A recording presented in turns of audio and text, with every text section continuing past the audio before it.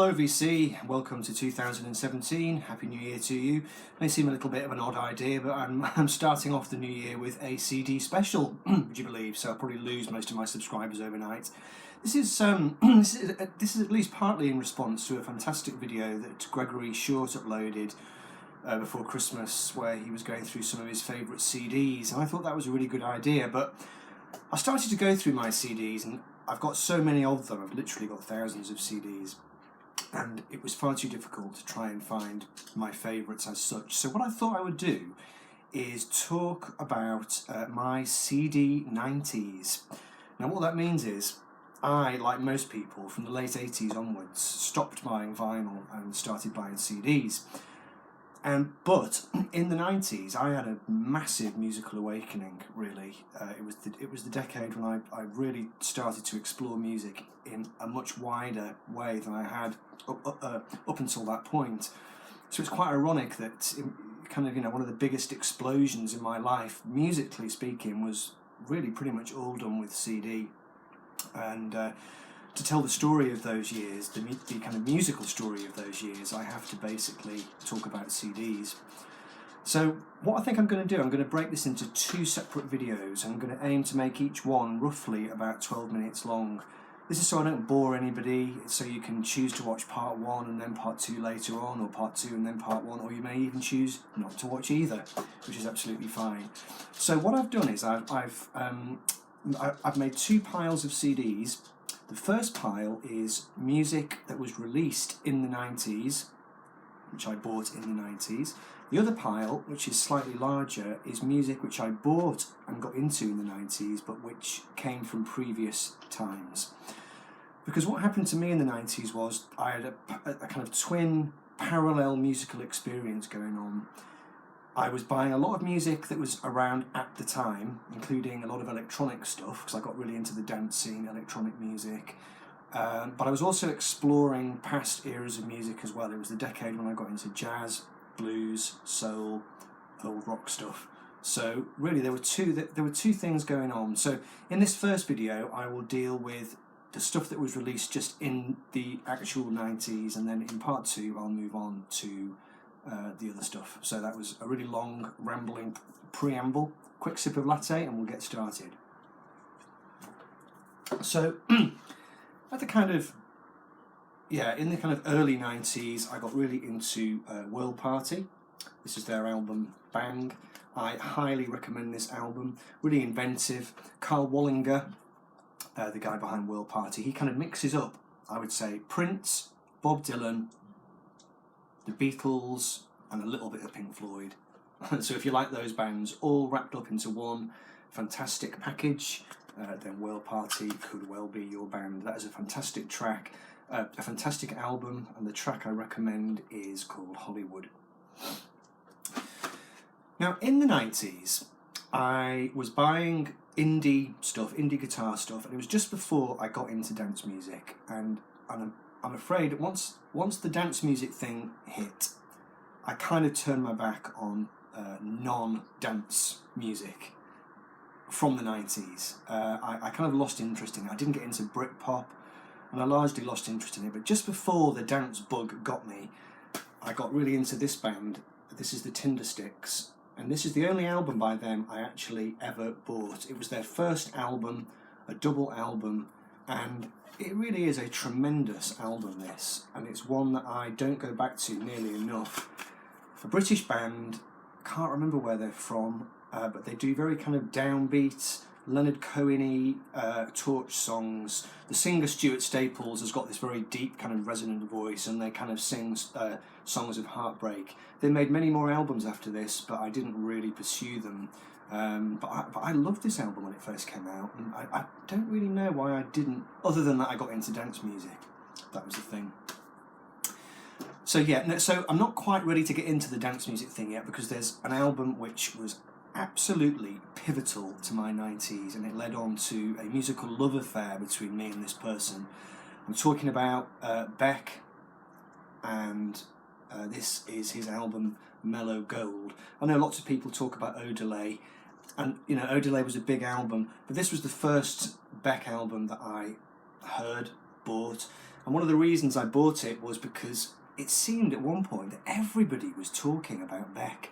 If you read the music papers back in those days, you know, Q or The Enemy, every time they interviewed anybody about who are you listening to at the moment, everybody, as one voice, would just say, Beck, he's the guy, you know.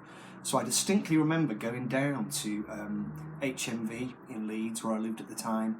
This was the album that I picked up, and when I heard that first track on side, the first track of the CD, which of course is Loser, that just did things to the inside of my head.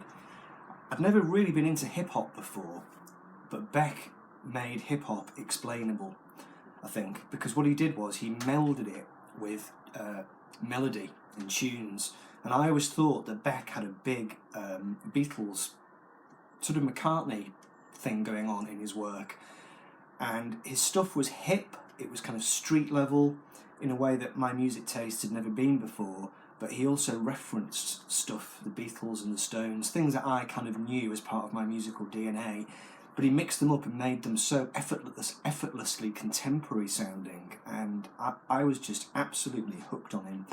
I don't listen to him that much anymore because I find that his music now is so tied into that particular era that I don't really enjoy his music that much anymore. But back then, Beck was the bee's knees, and I liked all his albums, but I have a special fondness for this one because it was my first exposure to him.